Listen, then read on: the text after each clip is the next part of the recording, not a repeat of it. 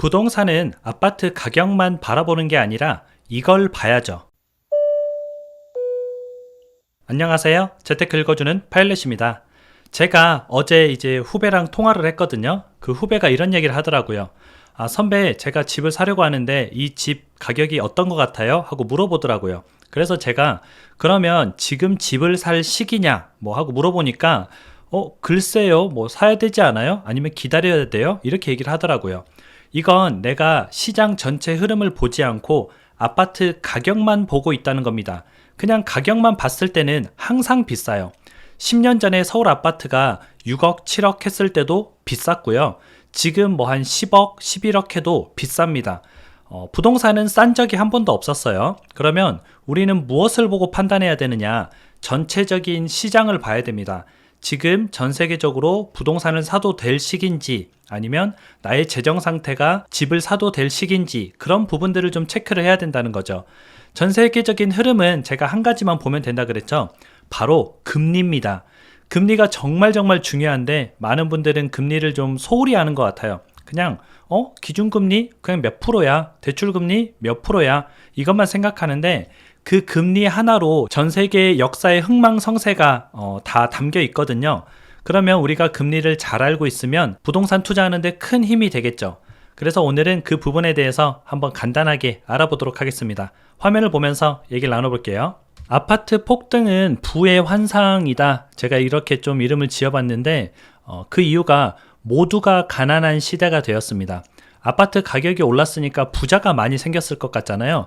지금은 모두가 가난한 시대입니다. 아파트를 가지고 있는 사람도 가난하고 아파트가 없는 사람도 가난하고 집이 있는 사람도 없는 사람도 다 가난한 시대라는 거죠. 아파트 가격이 많이 올랐으니까 집이 있는 사람은 부자가 된 거 아니에요? 라고 생각하실 수 있는데 일부 투자자들만 부자가 됐습니다. 투자를 했던 사람만 부자가 됐고 내가 집이 한 채 있는 사람은 이거를 지금 당장 팔 거예요? 아니잖아요. 가격이 올랐다고 살고 있는 집을 팔고 시골로 내려갈 거예요? 그게 아니잖아요. 그러다 보니까 부동산 가격의 폭등은 모두가 가난한 시대를 만들었다 이렇게 이해를 하면 되고요. 자산 가격이 올라도 나라는 부유해지지 않았습니다. 자산 가격이 지금 굉장히 많이 올랐잖아요. 예를 들어서 10년 전보다 자산 가격은 한 2배 정도 올랐습니다. 그러면 우리나라의 경쟁력이 또는 우리나라의 부유함이 2배 정도 올라야 되는데 OECD 국가 순위 중에서 우리나라의 경쟁력 순위는 27입니다. 부동산 가격이 폭등하기 전에도 27위였습니다. 그러니까 부동산 가격은 많이 올랐지만 우리나라가 부유해지지도 않고 국가 경쟁력이 생기지도 않았다. 부동산 가격만 올랐다. 이렇게 보시면 되죠.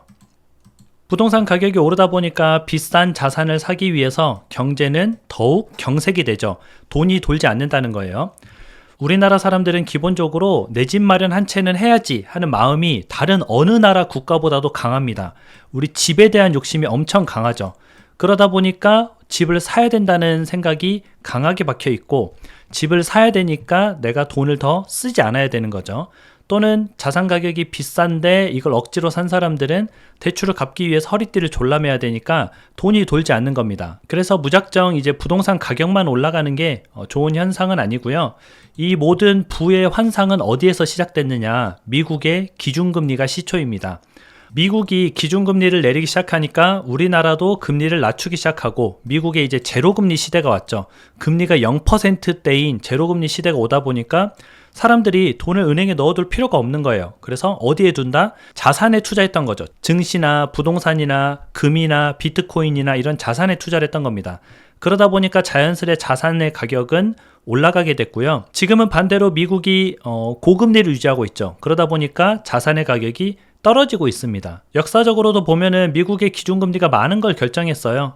미국의 흥망성쇠, 경제의 흥망성쇠를 다 미국의 기준금리가 결정을 했는데 우리는 이 미국의 금리를 약간 소홀히 하는 경향이 좀 있고요. 금리를 모르면 투자를 모르는 것과 같습니다. 그리고 최근에 부자가 된 사람들은 금리를 활용해서 부자가 됐습니다. 예를 들어서 요즘 빌딩 부자들이 많이 나오죠. 건물주들도 많이 나오고 유튜브에 그런 사람들이 많이 나오는데 이 빌딩 부자들이 돈이 많아서 빌딩을 산 것이 아니고요. 레버리지를 활용한 겁니다. 낮은 금리를 이용해서 높은 대출을 일으켜 가지고 이제 금리가 감당 가능하니까 그걸 갚아가면서 기다리고 있다가 자산 가격이 올라가니까 매각을 한 거고요. 부동산도 똑같은 원리죠. 내가 집을 사려고 하는데 내 돈 주고 집 사는 사람이 별로 없다 그랬죠. 거의 대부분 대출을 받아서 사는데 낮은 금리다 보니까 이거 내가 감당 가능하겠는데? 이 정도는 뭐 집값이 안 올라도 내가 금리를 갚는데 문제가 없겠는데? 라고 생각하는 사람들이 낮은 금리를 활용해서 부동산을 투자하기 시작한 거죠. 부동산뿐만 아니라 증시도 똑같습니다. 우리가 주식도 돈이 있는 사람이 투자를 한다 이렇게 생각하는데 아니에요. 부자 된 사람들은 다 레버리지를 굉장히 활용했습니다. 뭐 미수를 쓴다든지 아니면 마이너스 통장에서 돈을 끌어와서 투자를 했다든지 이런 사람들이 좀 부자가 됐죠. 이 사람들의 공통점은 낮은 금리를 활용해서 투자를 해서 부자가 된 거죠. 그래서 좋은 시기에 공격적으로 투자를 했다 그렇게 보면 되고요. 물론 부동산 가격도 중요합니다. 하지만 금리는 더 중요해요. 금리라는 말은 결국은 시장이란 뜻이죠. 이 시장이 좋으면은 부동산 가격이 높아도 가는 거고요. 시장이 안 좋으면 부동산 가격이 낮아도 떨어집니다. 그래서 전체적인 시장을 보는 것이 굉장히 중요하다. 그래서 우리는 집을 언제 사는 것이 가장 좋을까? 미국이 기준금리를 낮추면은 집 사는 것을 적극 고려하면 좋습니다. 실은 여기에 제가 집을 사야 된다라고 적었다가 이건 너무 조금 제가 100%는 없으니까 그냥 적극 고려할 것 이렇게 고쳤는데요.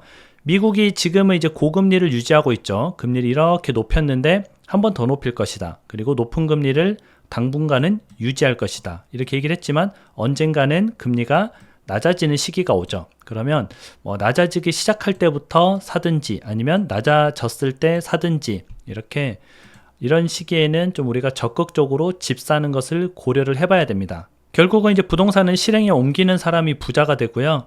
생각만 하는 사람은 부자가 될 수 없습니다. 근데 그 실행에 옮기는 거를 실행에 옮겨요? 그래요? 지금 옮겨요?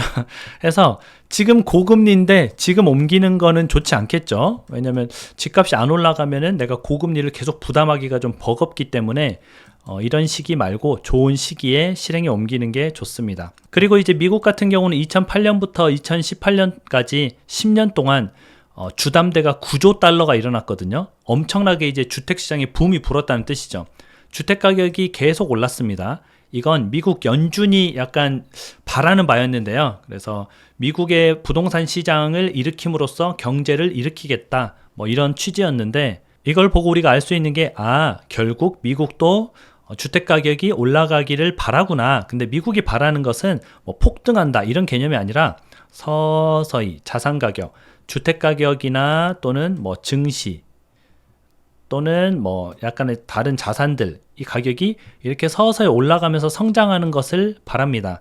그러니까 전 세계 경제를 이끌어가는 미국에서 저걸 바라고 있기 때문에 우리는 좋은 시기가 되면은 집을 사는 것도 나쁘지 않겠구나. 다만 지금의 당장 가격을 보고 사는 것이 아니라 전 세계 시장을 보고 차근차근 투자를 해나가면 되겠구나 라고 생각을 하면은 조금 쉬울 것 같습니다. 결국은 여러분들이 낮은 금리가 되면은 낮은 금리를 활용한 레버리지를 바탕으로 이제 대출이죠. 흔히 말해서 그 대출을 바탕으로 투자를 계속 해나가야 되고요. 높은 금리일 때는 잠깐 움츠리는 것 이게 좀 필요한 거죠.